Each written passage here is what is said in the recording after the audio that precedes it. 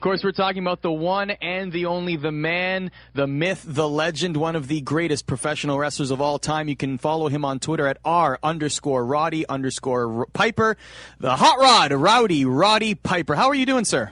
I'm doing good. I'm a box of fluffy ducks. I was listening to some of your shows, and you were talking about people being suspended, and I thought maybe it was the build-up for having me on. You have news I don't know again or something. No, what have I done this time? You know, Gabe, the original Gabe, yes, was in Kansas City. I was like maybe 15 years old. And there's Ronnie Etchison, the Viking, the Oates, Bulldog Bob Brown, and there was this old-timer. And he wore a watch. He couldn't tell time, though. And everybody called him Gabe because he wouldn't tell anybody his real name. And go, hey, Gabe, what time is it? And he'd look at his watch and goes, didn't know it was so late. Oh, my goodness. Roddy, I can tell this interview is going to be very entertaining from start to finish already. But before we look back on your career, Roddy, I know you have a very busy couple weeks ahead. I guess you have your own road to WrestleMania, so to speak. You have a lot of appearances coming up. So why don't you tell the listeners what's coming up for you and how people can, be involved and be a part? Oh, very cool. Holy cow, man. I'm doing so much stuff, so much wonderful stuff. Are you guys a fan of the Fantasy Factory, Rob Deerdeck? Absolutely. So tomorrow I'm with Rob.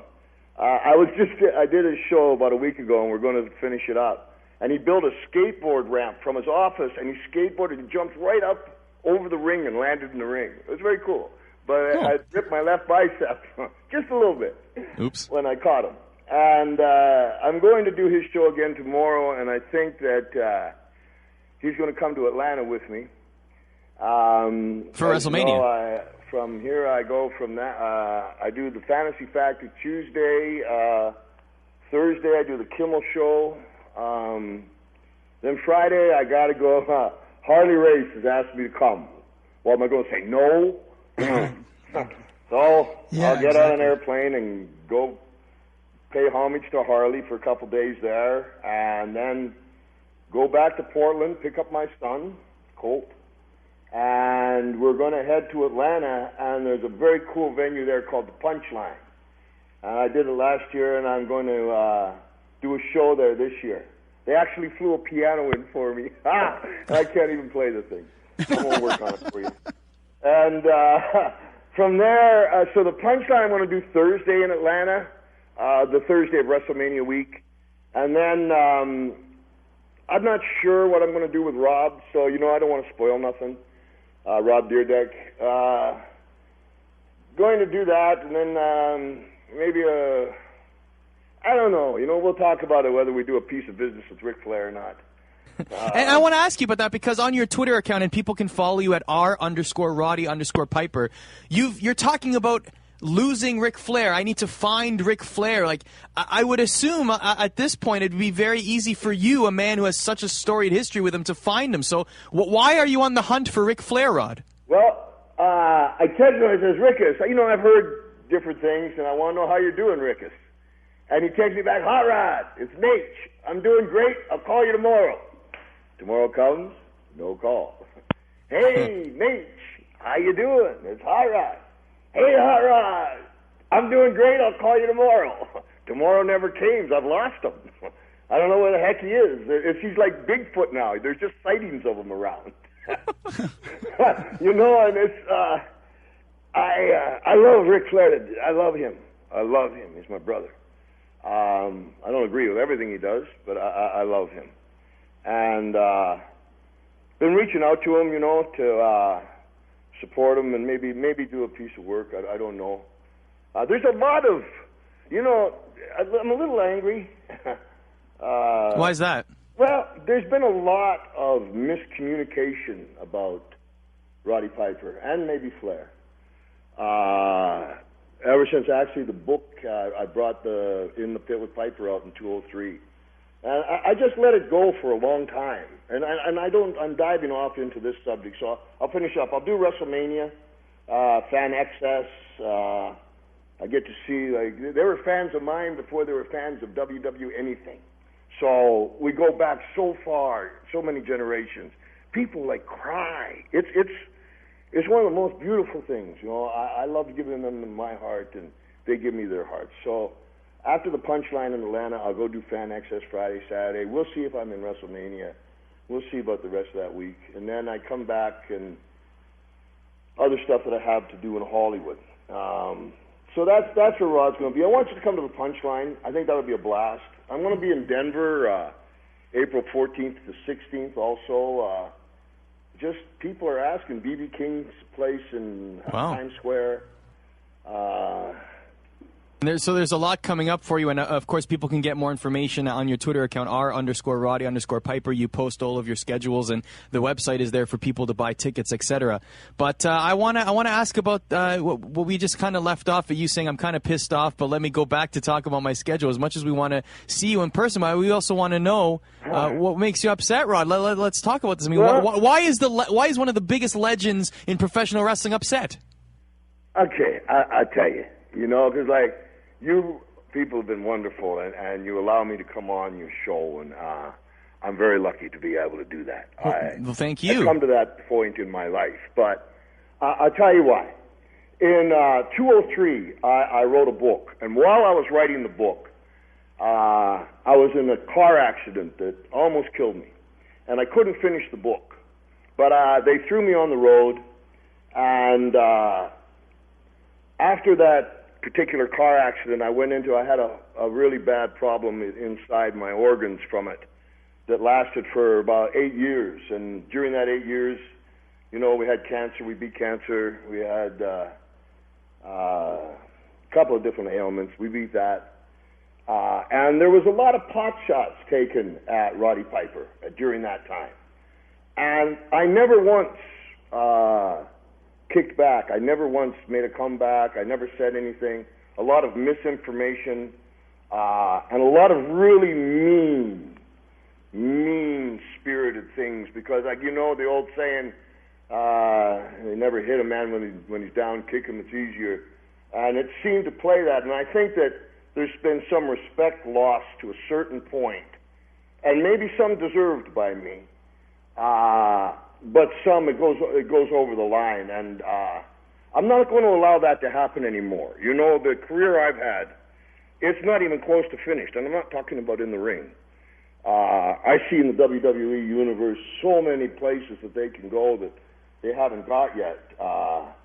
We still can make history, but here's just like one of the things. I'll give you an example. Okay.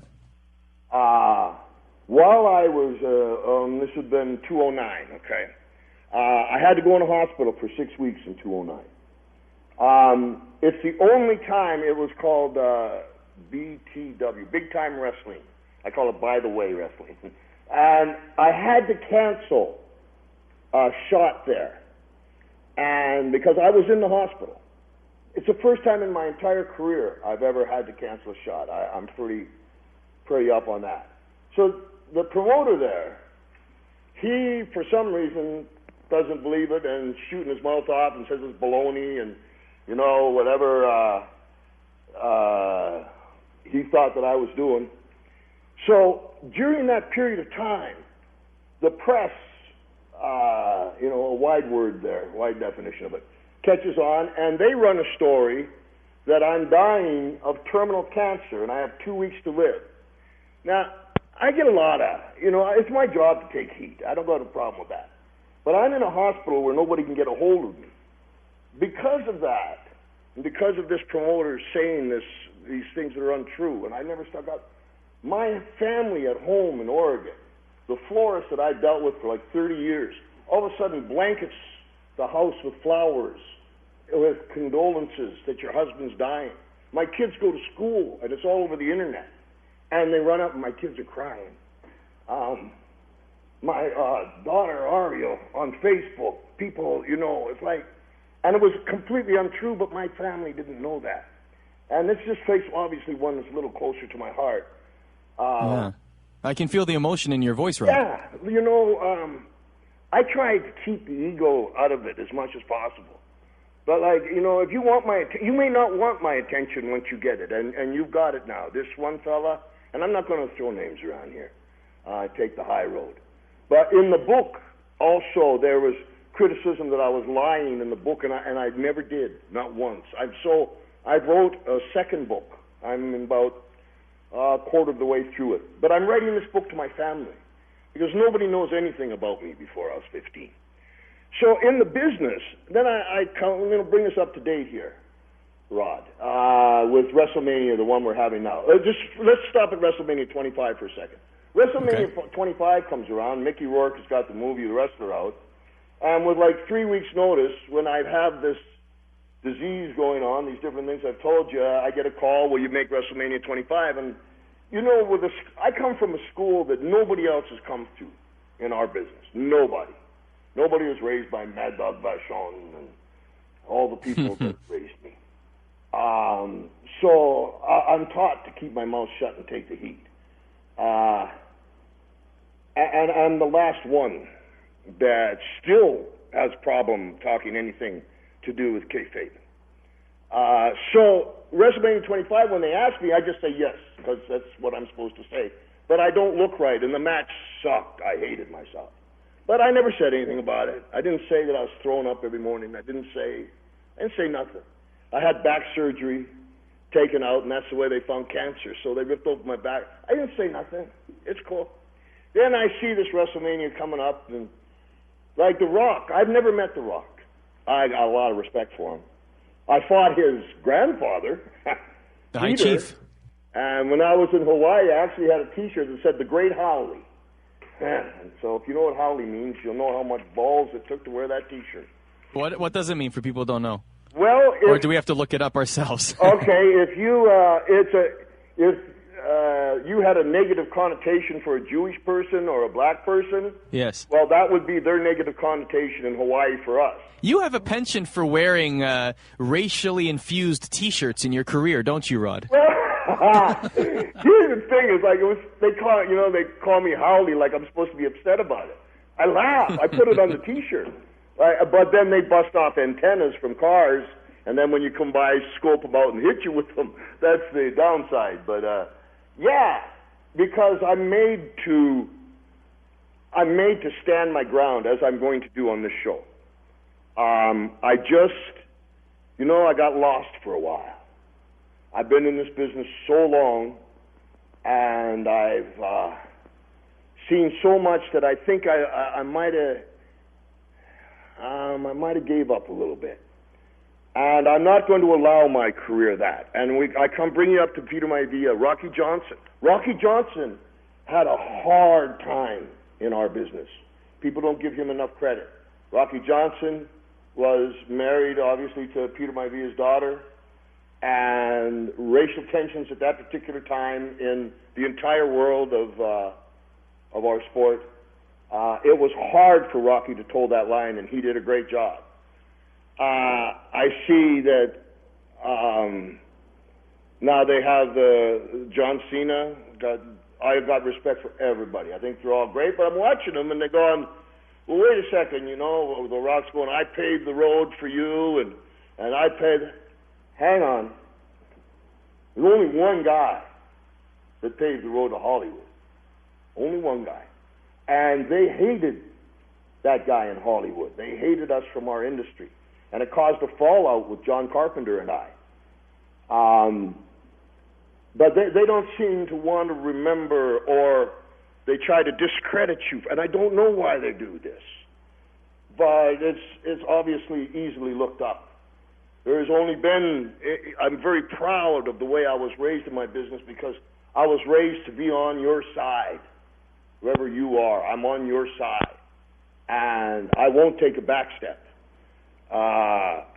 So in cutting new paths in my business, with Piper's Pit, having Cyndi Lauper in there, bringing Mr. T from the outside, kicking Cyndi Lauper. When I slapped Mr. T, he didn't know it was coming. And I knocked Mr. T a lot, but, he's tough enough to stand in there. So what I'm saying is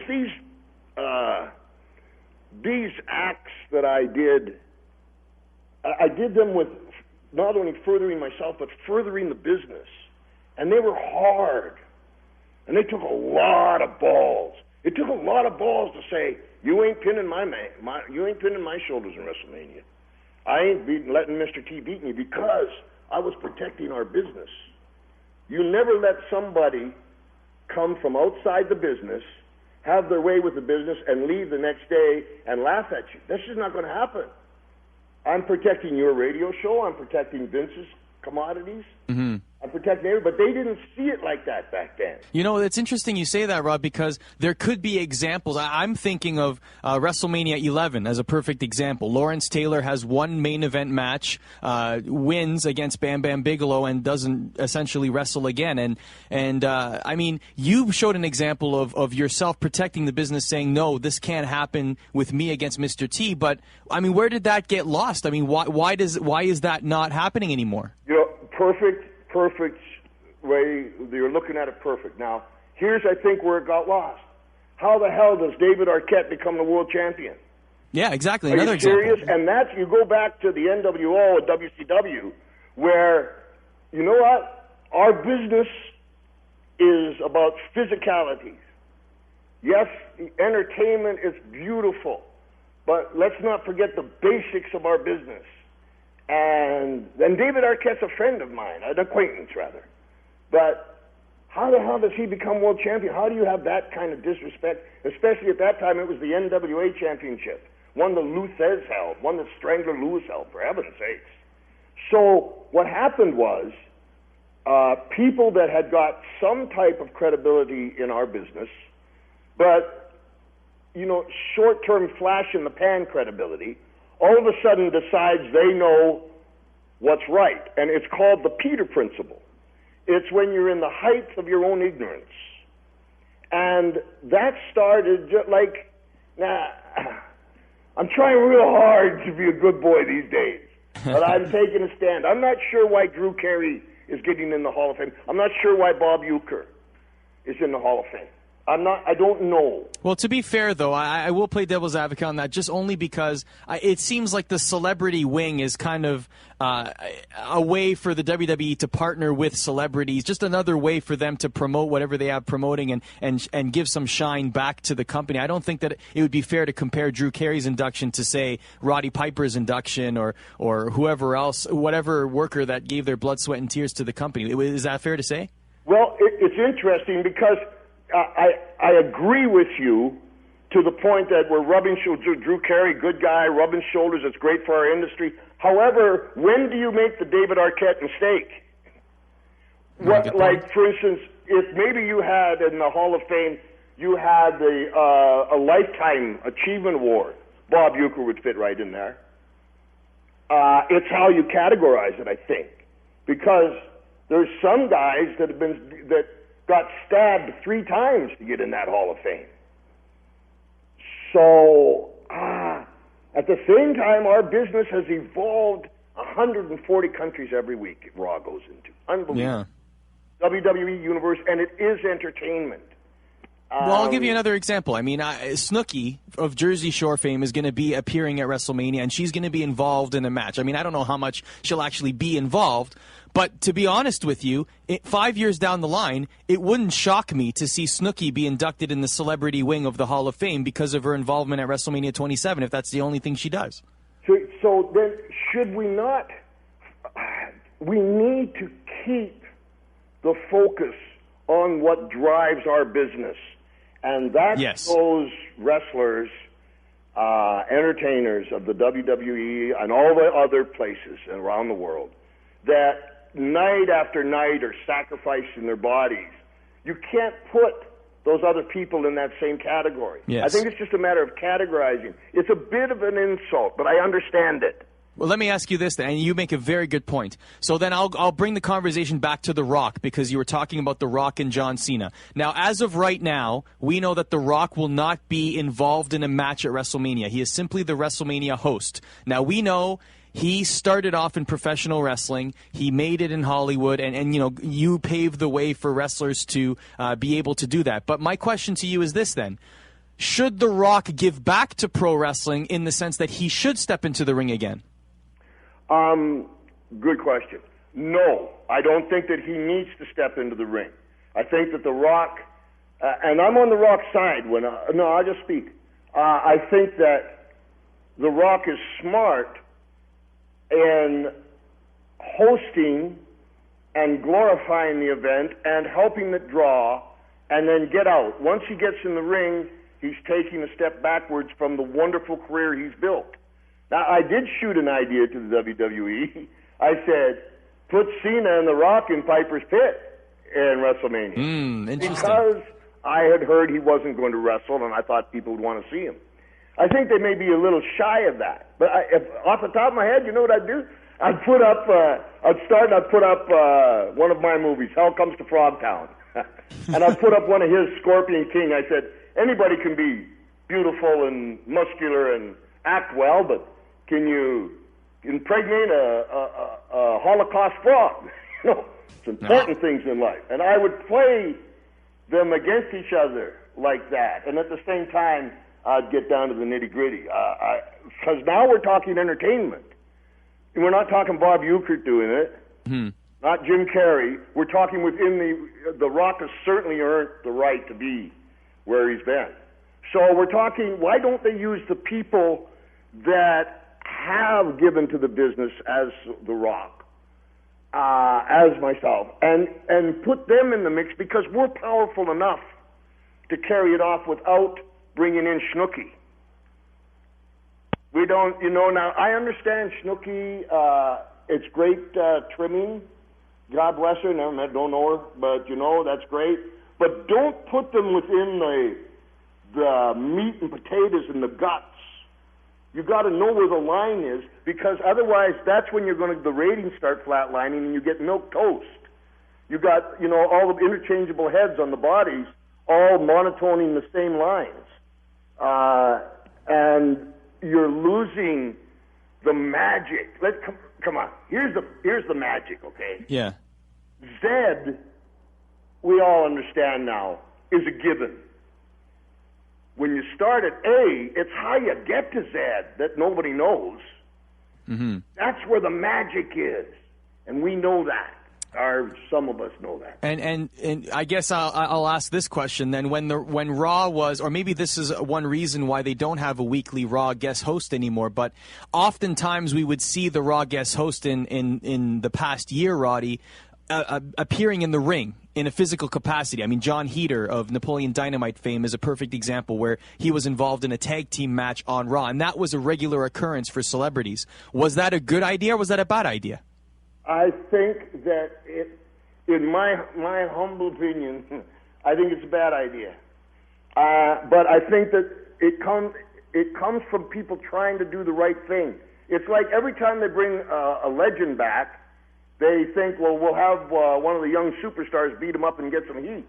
Baloney. It's disgusting. It's old. It doesn't mean anything. It's the same when you put these people within the mix like that. The wrestling fans sitting back, it's not the same. It's not the guts. It's not where your honest emotion comes from when you all of a sudden stand up and cheer for something. That honest emotion has been hard got from you, whether you realize it or not. And when you put, if you put Snooki in, yeah, okay, it's good name on the card, but remember who's going to be there tomorrow. Remember who's drawing the dollars day after day after day after day. First WrestleMania, Bob Orton Jr. and I took a cab home, man. Really? Yeah. I wouldn't have even, I can't even picture that. You were in the main event of the very first WrestleMania and you took a cab home? Yeah, man. Here's the deal. Wow. We all had limousines, all that stuff. Now, here's the deal. It's not necessarily anybody's fault, but this is the way it came down. You see, back then, what they didn't understand, New York was one, a big man's territory, and two, a babyface territory, just by history, and that's all they knew. They didn't understand that the bad guy is the guy that really runs things and draws the money. Also, the heel, they're the ones they're trying to kill. You don't need to put cops around Hogan. Put cops around Piper. He's the one having trouble getting from Denny's back to his hotel room every night while girls just want to have fun or whatever I've done lately. So in the first WrestleMania, there was a big party for T and Hogan, and the company was all excited about jumping off and doing this great stuff, and it was great stuff. But they forgot one real important thing. What about the two guys that really got the show over? And when we can't leave right away, you see, because the people in New York at that time, I just don't want to get stabbed again. And finally, we're waiting, and we come, and there's no cars at all, and the police say, and you go down around a little roundabout in the garden, and you get to the bottom. And I wrote this in my book. There's a policeman on a horse at the bottom of it, no cars, and the horse is taking a poop, and every time it lands, Orton has an expletive for it. And finally, we just got angry and plowed out the door. I don't know how many people we went through, and got in the cab and left. I always wondered about that. I mean, obviously, the debate will rage on, and I mean, I can't ask you this question because you already gave the answer. Who really drew WrestleMania 1? Was it Hulk Hogan, or was it people wanting to see Roddy Piper get his ass kicked? I mean, you make a very good argument for the latter, Roddy. But I do have another question about that main event. Why was that main event not a singles match between Hulk Hogan and Roddy Piper? Okay, because old school booking. The real match was the war to settle the score. Yes. Why wasn't that match at WrestleMania? Well, because they didn't know they didn't know how to get it kicked off, and they had MTV all of a sudden, and all these people from MTV jumping in, publicizing this match, and all of a sudden it was the hottest match they got. Well, where do you go to from there? What they wanted is they wanted me to take a dive there. No, because that's the history of that territory. Bruno was there. Think about it. Buddy Rogers, you got a guy come in, you get him hot, put him against a champion, he beats him, they leave. How many guys? Hundreds. That was their formula.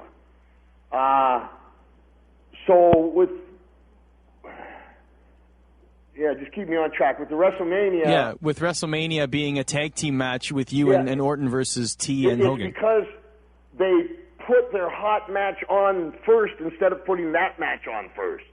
They got it backwards. Okay.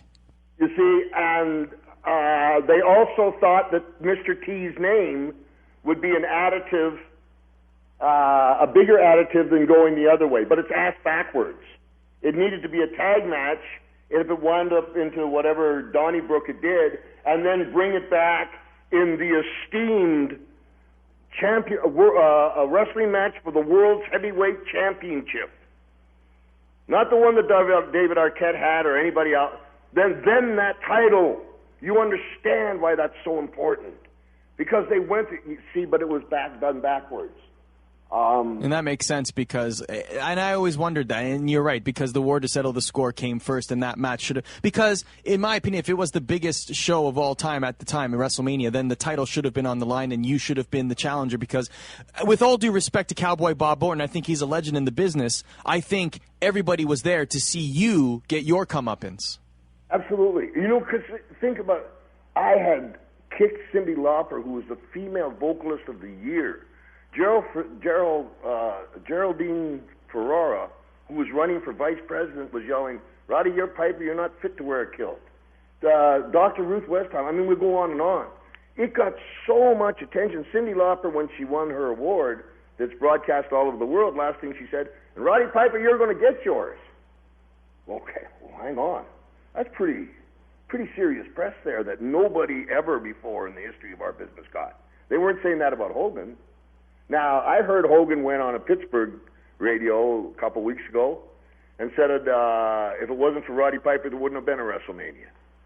I don't know if that's completely accurate, but if he did, I'd say thank you very much. But it took both of us, Hulk. I agree with that. I think Hulk Hogan was the ultimate babyface, and you were the ultimate heel going into that, and everyone wanted to see what would happen. Regardless of, I mean, Mr. T and Bob Orton in that match, anyway, were really accessories, and they wanted to see both of you, meet face-to-face in the ring. I guess the word to settle the score, I guess the booking backwards. But, I mean, a spawn to that, Roddy, is your feud with Mr. T, and I always wondered, watching that feud, especially WrestleMania II and the build-up, I mean, legit, you guys didn't like each other, did you? No, still to this this day. Because the very first time I met him was like we were in doing the first press conference in Rockefeller Center, and it's at the top, and of course I'm late, and the door's closed, and I open the door, and all these cameras go off, and on my right-hand side was Mr. T, then there was Hogan, then there was McMahon in a podium, and then there was Orndorff rather, and a chair with my name on it. And when I came in, Mr. T flexed his muscle, and he said, "Feel this." I'd never talked to the guy before. So I squeezed his head, and I said, "It's pretty soft." And I didn't know you weren't supposed to touch Mr. T. So what do you mean I'm not supposed to touch the guy? Then the arrogant attitude of, well, you know, I'm Mr. T. I'm the world's toughest bouncer. I know for a fact that the world's toughest bouncer competition he was in, they had to bust through a door and ring a bell at the end of it. Well, it's not called balsa wood. It's a different kind of wood, but it's a real flimsy wood that door's made out of. Anybody could bust through it. So you might be a great bouncer, the world's toughest bouncer, but you're in the league, and at that time, cream of the crop from professional wrestling, where MMA started with guys like Luthez and Judo Gene and etc. We called them hookers. So you're going to walk in the ring, Mr. T. One time I'm with Mr. T at, this is the killer for me.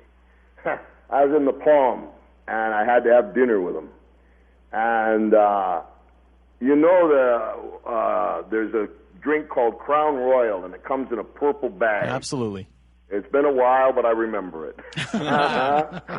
Someday we'll talk about that. So Mr. T pulls out this purple Crown Royal bag, and then he proceeds to pull out an unbelievable gold and jeweled goblet, and he puts it on the palm on the table, and he looks and he says, "If it's good enough for the Pope, it's good enough for Mr. T." And then he ordered a mimosa. I just wanted to backhand him right out of his chair. Are you serious? And then he did a couple of things where he got very angry at me. You know, I guess he wasn't used to being ripped apart in interviews. And I slapped him, pow, and he didn't know it was coming. So he did an interview via I was in New York, he was in Satellite. He was in L.A. And he came out in a kilt. And if you get a chance to check it out. And he comes out, and he's got a chicken. He goes, I pity the Piper. I pity the Piper. He nothing but a chicken. And he's got the kilt on. He's trying to make fun of me. And as he's sweating, and he's pulling this chicken because he's going to rip the head off, like he's going to rip the head off Roddy Piper. But this chicken was made at the Chicken Magic store, and it was one of them stretchy chickens. And the more he pulled, the more he sweated. Oh, boy. The harder I laughed. And finally, he put the chicken down and put his feet, like doing a deadlift, to pull the chicken up to break the head, and it slipped from under his feet and hit him in the face, going blah, blah, blah, blah. Like, I'm howling. I don't have to do an interview when you're doing ones like that. Wow. But here's the thing. You're going to, Mr. T, you're going to walk in, put a kilt on, and call me a chicken. That's your idea of coming into the most prestigious event in the history of our business at that time? That was your idea of doing the press for it? That's where he was coming from. There was no respect at all. So, okay, champ, let me show you no respect. You're going to have a long night. And if you watch the very first WrestleMania, careful here, Rod. I don't know that it matters anymore. There was all kinds of talk about it in the inner circle. And I said, keep it amateur. Don't let T throw a punch. He wanted to knock heads together. All that. Keep it amateur with T. Let the tag go to Hogan. He can carry the ball. You watch that match. It's exactly that. And what the way about... he tags Hogan is I got a front face lock on him. Yeah. He was going to tag when I wanted him to. So there's a lot of heat. But I was protecting our business. So we'll go back to why am I writing another book? Yes. the whole thing, and I'm not angry at these people. It's hard to make my point without giving the descriptions, of what's going on. And it's like, my career is not even close to over. I'm not talking about bouncing around in the ring, but as far as entertaining, I'm in great shape right now. I'm on top of my game. Yeah, we know that. You do comedy tours. I mean, you have a lot of irons on the fire, so to speak, in this new book. Is there a release date for this book set? No, I'm going to be real careful with this book. I'm going to put everything. My family doesn't know anything about their dad before 15 years old. Here's let me tell you how much do you know? How much do you remember? I mean, I remember the first conversation on the phone I ever had with you, Rod. You were telling me about how you bounced from home to home and moving around from Saskatchewan to Winnipeg up in Canada, and how so many memories were blurry. Yeah, I moved like 23 times by the time I was 13. I lived on an Indian reservation. I wasn't taught I've never read a book in my life, not even my own. I can't read books. In Canada, You ask anybody from my generation. The very first year, I went to my grade 1 school in an Indian reservation called The Pas, Thepas, Manitoba. It's a gateway to the Northwest Territories. Serious, still probably the toughest Indian reservation in Canada. And I was the only white kid. And they drugged me in there on my belly, and I got beat up every day. And the system that they taught, they changed the way to teach children. And for reading, they taught learning words by memorization. And there was a thing, you asked somebody about, I think it was called long math, and I'd have to see you to do it. And they taught this system for 2 years, of which I had moved 4 times, 4 different schools. Then they found out it doesn't work. So they went back to have you read by phonics and the correct math. Well, by that time, I was doomed. And the different schools, I was just a good street hustler, And I'll kind of leave that one there. It's not easy learning to kill 5 years old. I want to go back to, and this is all fascinating. It will all be in the book. And like we said, your Twitter account is R_Roddy_Piper if people want to get more information. And you will tell us when the book will be released, etc. But before we move on from Mr. T, I just want to ask about the WrestleMania II boxing fight, because in the DVD that the WWE released for you, you said that was the worst match of your life. Is that still correct? Yeah, it's right up there. Absolutely. It's the worst moment. Yes, absolutely. Okay. Well, we don't have to tell you why? Yeah, absolutely. I guess we can do that now. I guess we've all grown up enough. We understand that we enjoy the WWE universe for what it is. It's not to be judged too harshly. In that match with Mr. T, they didn't trust me. I had done some boxing, and McMahon had put me in a camp in Reno with Spinks, Tyro Biggs, Holyfield, and Braxton. And I had trained for 5 weeks in Reno, getting ready for this fight. They had Lou Duva, one of the greatest trainers of all time, and George Benson. And when it came time in Nassau Coliseum, they said, make a fist. So I made a fist. And they taped my fists up. This is outside, just my fist. They taped my fist up solid. Then they put my fist in the glove. Wait a second. What are you doing? We don't trust you. You're going to take this guy out. So we start to have the match, and I'm thinking to myself, I can use my elbows, maybe. I can hit him hard through this padding, because he was scared. I think it was the 3rd round. And you know what? At the end of the day, it's my fault. Let's make that clear. But this is what happened. Those boxing gloves are also thumbless. Okay, so your fist is taped up, then it's put in the glove, a thumbless glove. I'm a little less than halfway in the ring, and Mr. T is supposed to throw a left cross. And I wouldn't get in the ring and figure anything out with him. I just said, maybe part of the problem, they thought I was going to take him out. And they had asked me for a little show business, and when he hits me with the left cross, that I go through the ropes onto the floor. Well, what wasn't realized by everybody, including myself, it came to the moment, and all of a sudden I realized, not only are my fists taped up, the gloves are thumbless, I've got to get through those ropes. I can't grab the rope on the way down. How am I going to get out of here? And here comes the left. I just got to ball it out, go. And I went. And he missed with the left. No. Now, we got an old-timer saying, I'd rather you knock my teeth down my throat than hit me with a popcorn punch. Don't make me look bad like that, you piece of garbage. I'm feeding the family. And he was just all tired, and they had protected him to the nth degree. And what I should have done is, when they tried to tape my fist, I should have just simple, no. And I should have just gone in there and took them out. But I was trying to be a businessman. You give your word, you know. Your word, your bond. Especially when you have guys like Orndorff, Orton, Morocco. These are heavy men that can hurt you anytime they want to. You give your word, your bond in our business. It was much stricter back then. So yeah, I'm very disappointed in myself. I could have taken him out in 30 seconds, I believe, and I should have done it for the sake of everybody, man.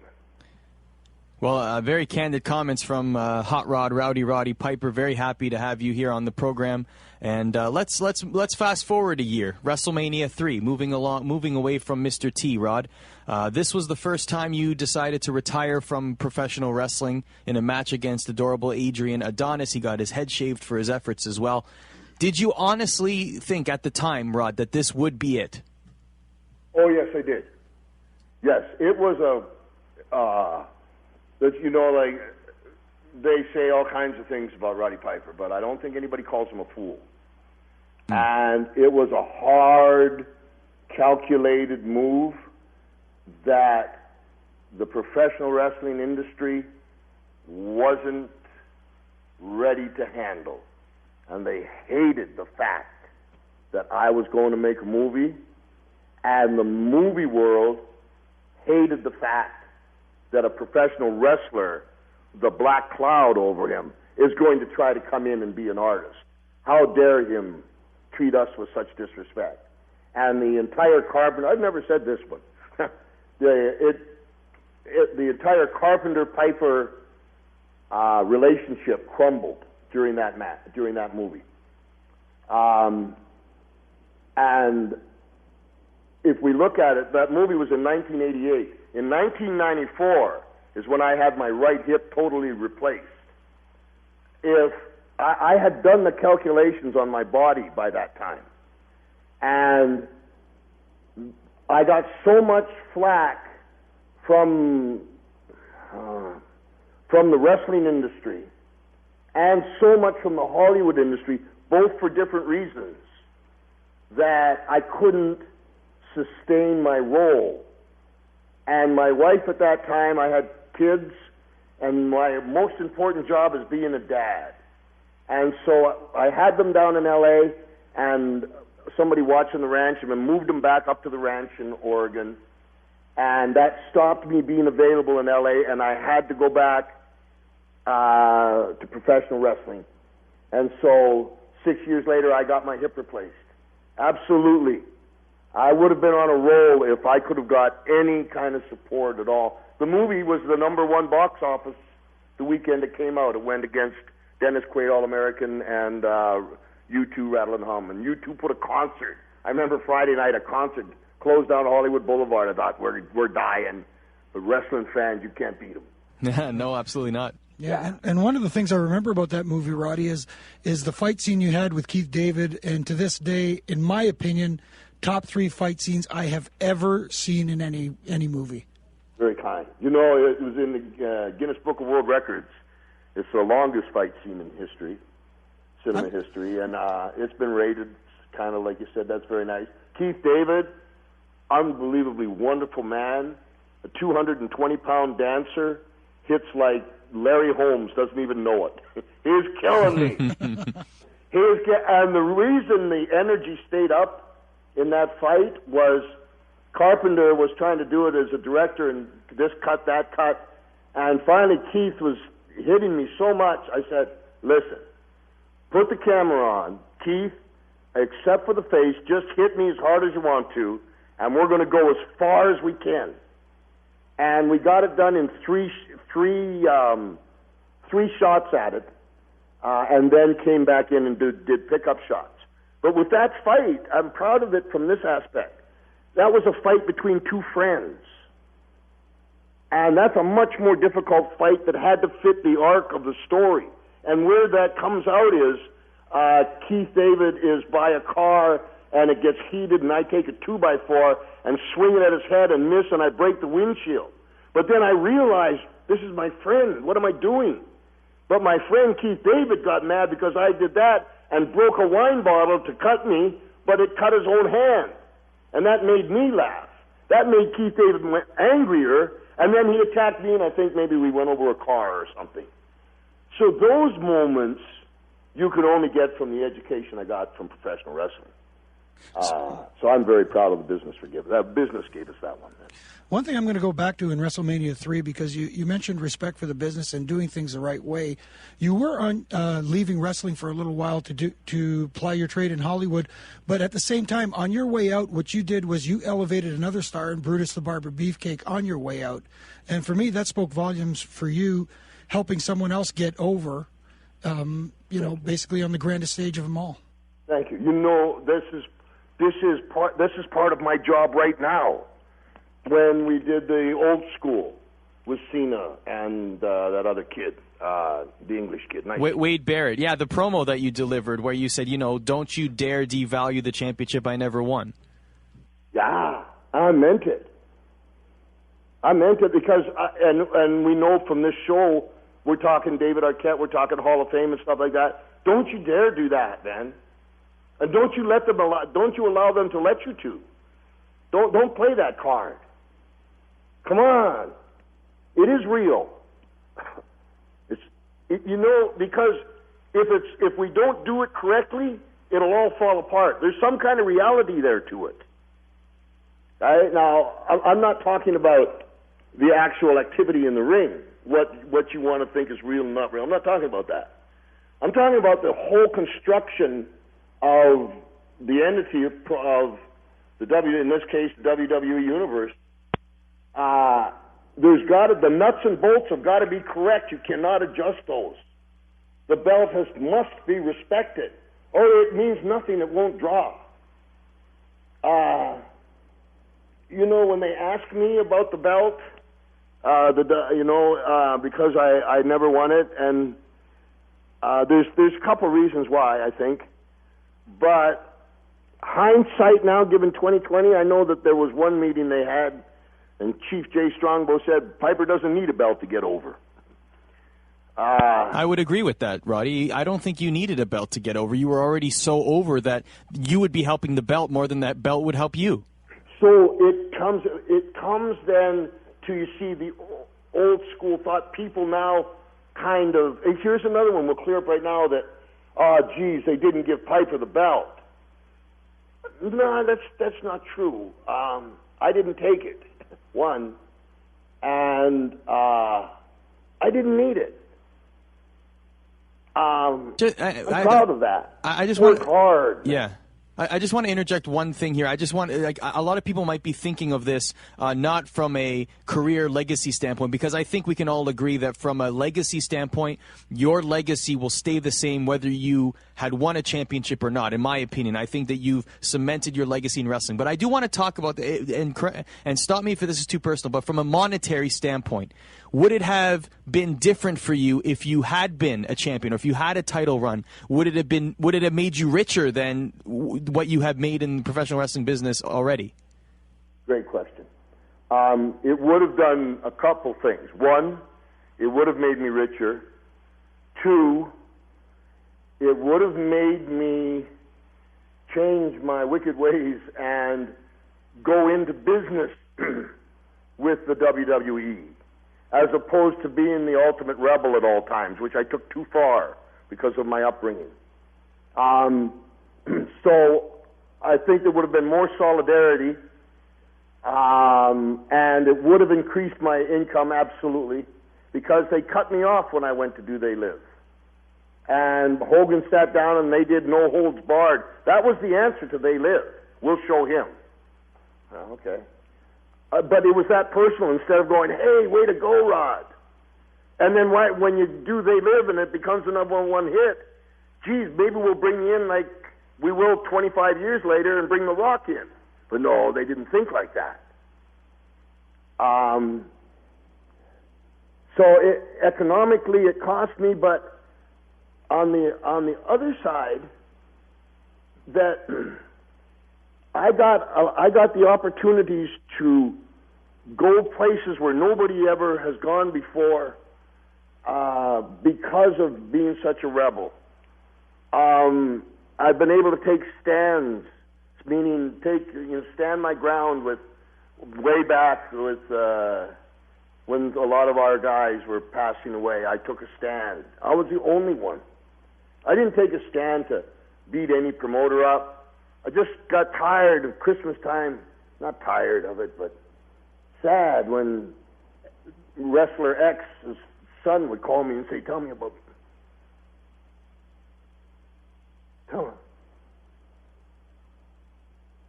Tell me about my dad. That's all in that dark period where I almost gave up. Almost. That must have been a very difficult. That must be a very difficult phone call to take anytime when somebody whose father has passed away, to call you and say, "Please give me some memories of my father during this, holiday season where I'm thinking about him." You know how many times a year I get that call? Holy, I'm the last one around. Flair went from Minneapolis right to Charlotte and roosted. And his daddy is a doctor. Was a doctor, God bless him. Hogan, I think his daddy was a doctor. Hogan went from something like Nashville to Minneapolis to Japan to New York. I must have been to 20 territories when they were back in the territory days. Nobody has been brought up in the carnival that's alive like I have, and so we're coming around to giving back and taking a stand and the pain. One of the things, don't quit. I don't have quit in me. I wish I did. I'd quit. I would. I'd quit everything, but I don't have that in me. It was, you don't go through that test back then. You know what it was like in 1971, walking into a dressing room, playing the bagpipes in a kilt, 15, 16 years old? You know what those guys looked like? And how they hated me. They were all the end of the Gorgeous George era. And Gorgeous, we know from history that whole thing got exposed. And so by the time I got in the business, like 69, 70, 71, it was a bunch of late 40, early 50, rough, tough guys that had been cheated out of their main event in life. And some kid in a skirt playing the bagpipes is going to come and take my spot. And I'm sure you must know and if you don't, I'll tell you this story quickly, how serious it was. What happened to me my first time in Madison Square Garden? Was it the Larry Hennig 15-second special? No. Oh, no, this wasn't that? No, when Vince McMahon Sr. wanted me when I was 19 to come to Madison Square Garden. No, tell us, please. You know what? And I never said anything for years, man. And I'll do you the short form. I'm in L.A. I've been selling out. Well, every wrestler says that. I've been selling out for 2 years. I've been going up to Frisco for Shires. I had things rocking into a territory that's been dead. So Mike LaBelle, who was good friends with Vince McMahon Sr., they call every Monday and brag about their house and who was on top. And they said, hey, we want to see this kid. So I was scared to death. But Mike LaBelle comes down to me and he says, MSG, MSG. That's all he said to me. Chinese food. I don't know. Madison Square Garden. Holy cow. So I got a ticket that they bought for me, and they brought me to Madison Square Garden. When I walked in the garden, I was maybe 180 pounds. When I walked in the garden, first guy, Captain Lou Albano, comes to me and goes, "Hey, paisano," and he squeezes my cheek and he hugs me and he says, "We've been watching you." I was on a Spanish channel that was in the national, I think maybe 36 or something like that, 52. "We've been watching you. We don't want you here. You're too good." And he give me a hug and, you know, that Italian kind of thing. Classy Freddie Blassie comes up with a cane and hits me with the cane. "You pencil neck geek. We don't want you here. You're too good." I thought, what nice guys, man. You know, they make me feel welcome. So I blow the bagpipes up. They're a woodwind instrument. You've got to get them wet before you play them. But I had played them. I came fifth in the world. So I knew how to play the bagpipes. I put the bagpipes down, and I started doing push-ups because I was trying to look bigger. You know, there's Tony Atlas and Andre then, etc. I get out to the ring, and I say, to the announcer, tell him to shut up. I want to play the Scottish National Anthem and stand. Well, Madison Square Garden is 24,000 Puerto Ricans with knives, basically. You know, tell him to shut up for the Scottish National Anthem ain't going to work. But I didn't have a problem with it. I knew where I was going. Promoters had come from now Japan, Germany, and England with McMahon to see this boy wonder guy. And finally they shut up out of boredom, 3-4 minutes, kind of like this story. And I put the bagpipes under my arm and went to play him, and nothing come out. And the promoters started looking at each other, and the people, and I'm changing the spark plugs, checking the oil, whatever, nothing. Finally, I dropped him. It was like Jose Gonzalez, maybe, somebody I was wrestling. And I did what I had to do. I went back to the dressing room, and they came to me and said, "Don't call us, we'll call you." I came in a limousine, and I went back to the airport in a cab. And sounds like WrestleMania 1. Of course, the AP of our business. Here's what happened. Finally, my heart is so broken, and the public humiliation. And I'm in the cab, and all of a sudden it dawns on me, those doggone bagpipes. And what was wrong? And I grab them. When Freddie Blassie said they didn't want me, they meant it. And Freddie Blassie, when I put my bagpipes down, stuffed 6 feet of toilet paper up where you do the fingering on the bagpipes, called a chanter. 6 feet of toilet paper up there so they wouldn't work. Wow. And yeah, all in an effort to have you not work in that territory. Exactly. And that's the way all the old-timers were. They beat me up every day from the time I was 15 to about the time I was 20, till Judo Gene LaBelle got a hold of me. Systematically, 8 o'clock every night. I was the first match, and then they'd make me do all kinds of other things. But and how long did you have to pay these kind of dues? That's the best example. Can you imagine if you worked 10 years of your life on this radio show here, and you and your buddy, you put your heart in Gabe, put your heart into it, and all of a sudden you've got the Howard Stern show, and they shut your mic off. Just because. Because he's Howard and he can do it. Because you're too talented and they need job security. And that's the purest definition of ribbing on the square that I can give you. But when I think of a rib that's happened to you, this is obviously a rib that with malicious intent. I can think of a rib that you've said in story-wise. WrestleMania 6 is a perfect example where Andre and Arnold Skoland dumped all of the formula to get the black part of your paint off of your skin. That's a rib, but that's a rib with that's a funny rib. That's like a hey, let's get him after a match. But this sounds like a malicious rib. Like this sounds like it's an act of violence disguised as a joke. There's no rib in it. There's no humor in it. They just for their own, so they can justify it to themselves and to the other boys that later on. And once it got out, it got a lot of heat, and after about a year, it turned in my favor because everybody said, that's the cruelest thing I've ever heard somebody do. Cruelest thing that I've ever heard somebody do to somebody. And then I started kind of getting more accepted by at that time, the higher echelon. So like when I guess at the beginning of this interview, you guys are good interviewers. You pulled us out of thanks, Rod. Yeah.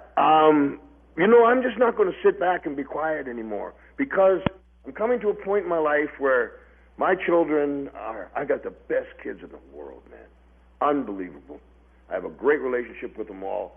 And my daughter told me this. She was in Vegas, and one guy was starting to talk to her, and somebody whispered to him, "That's Roddy Piper's daughter." And the guy was in the pornography industry, and he started to apologize to my daughter. Nothing that was said that I know of, or doesn't matter. He started to apologize, and there was a guy named Ron Jeremy there.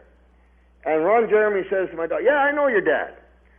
"I don't know Ron Jeremy, and you know what? I don't want to."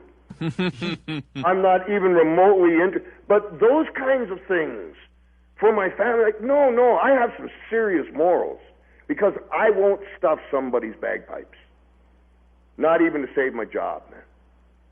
Won't do it. I know how much it hurts.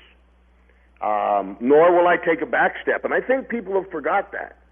I think like this, by the way promotions, shooting your mouth off to the point where you hurt my family like that. The Roddy Piper of old would have, whatever. On this show, we are we are in favor of the talent, of you guys who bust your ass day in and day out. And I have no problem. I don't know if you feel comfortable, but I have no problem bringing the names of these people to light. Every time we hear a story where a wrestler gets stiffed of their pay, or they don't get properly treated, or something was done wrong, we make sure to tell people the name. So if there's anybody listening that may want to work with this person in the future, or even give them $1, that they don't. All right, let me take the stand then. I love it. I just out of respect for you and your show, and I didn't say anything to you. I was going to take the higher road.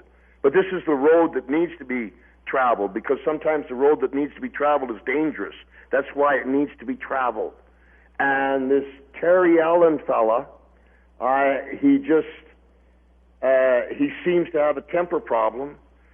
And when you cast aspirations that you don't know what you're talking about, like the guy's legitimately in the hospital, baloney, what, I wasn't there for the language, so I can't tell you that part. That hurts his entire family. It has that kind of fallback.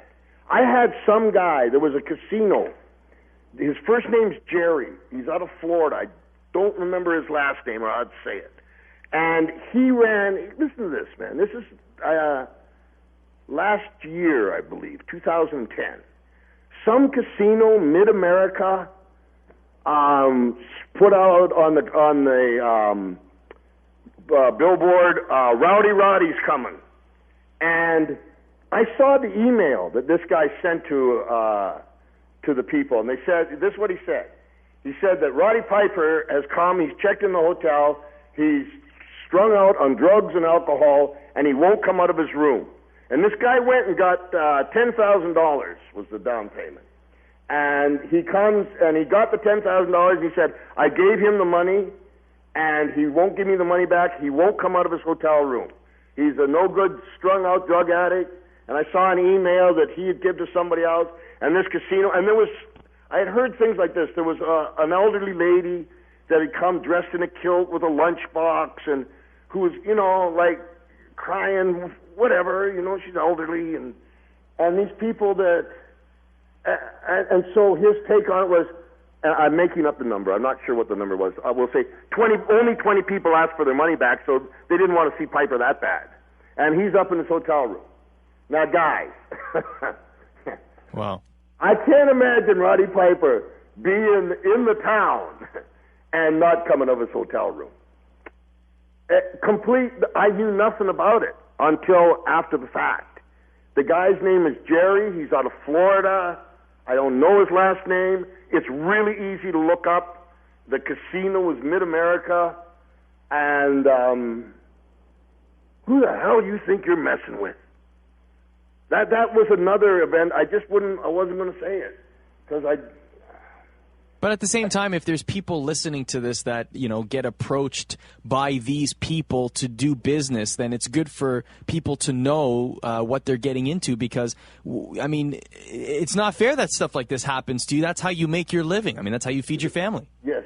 and the lowest scum on the earth. Because not only that, they rip off our fans, man. And so you took that little elderly lady's money? You underbelly. Absolutely. I mean, yeah, so everybody that's in our industry, careful of, I'm really careful of someone, I got a call from Scotland and saying, hey, we want to run a show here and we want you to go. I don't know who you are. Or you're just somebody that's going to throw something in the garage. You got to do your homework, and this becomes, I think, the responsibility of when you become a Hall of Famer and the words legend and all these words. But I think you need, your job is to carry yourself in a certain fashion and conduct yourself in a way that others can learn. Like, don't have a dog in the room when doing a radio interview. Yeah, I was just going to say, the dog seems to be excited you're on the radio. You know, he's a good dog. So, yeah, time to take a stand. I still think McMahon should just throw a Piper's Pit in WrestleMania. They advertise it the week before. They'd love it. Or put it on Raw. What I love right now is, for me, it's like the Hot Rod has a pet, a dog that'll cut a promo on a dime and doesn't need a scripted one. That's fantastic. My son's unbelievable that way. He can do the same thing. My whole family, if you go to RowdyRoddyPiper.com, I broke it all down for a while because I got tired of just the same trying to take advantage of people, I felt.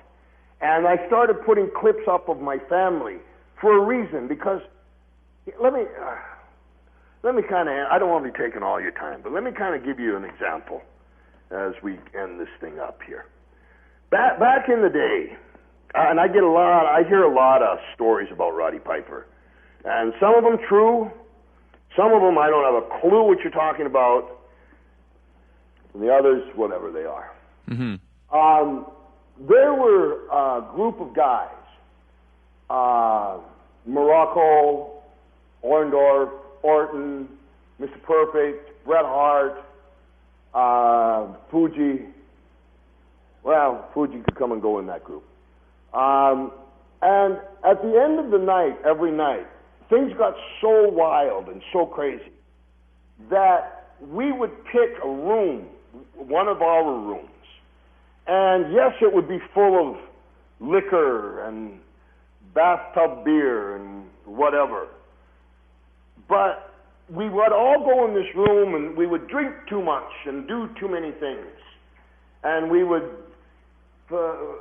philosophize wrestling and talk about it. But here was the thing. Nobody was allowed to leave the room. That's the way we stayed out of trouble, because we were all family men. And we had to figure, because if you know, I'm not going to tell you about Fresno. You're going to have to look it up. I'm not going to incriminate myself that much again. But there's some stuff that you guys can, you know. And we got to the point where, as odd as it sounds, well, just let's get a whole bunch of whiskey and go in a room, as irresponsible as that sounds, that was our way of taking care of our families. Because if somebody got a wild hair and tried to leave, we didn't let them. And that was you guys stayed in the room, and that's often how the best stories are shared, and that's how the best ideas brew, really, right? We studied the business 24/7. We talked it, we figured out new ways. We came with new approaches, hours and hours and hours on end. As Jim Duggan tells, I love Jim Duggan. Oh, he tells a pretty funny story. It's just an interesting story. He says that, I come down in the bar, and where's all the boys? Oh, they must have the girls and the beer up in the room. So he hunts down wherever the boys' rooms are, and he sees the door is a little bit open. He jumps in, and he's got a six-pack of beer. Here I am, and it's the new guys, and they're playing air guitar. For us, I guess that's a step in the right direction. I'm not sure about that one. Well, Rod, we were talking about hours and hours, and that wouldn't even do it justice to talk about your career, and we're going to have to bring you back onto this program. One more time, people can visit your website at www.roddypiper.com. They can follow you on Twitter at r_Roddy_Piper.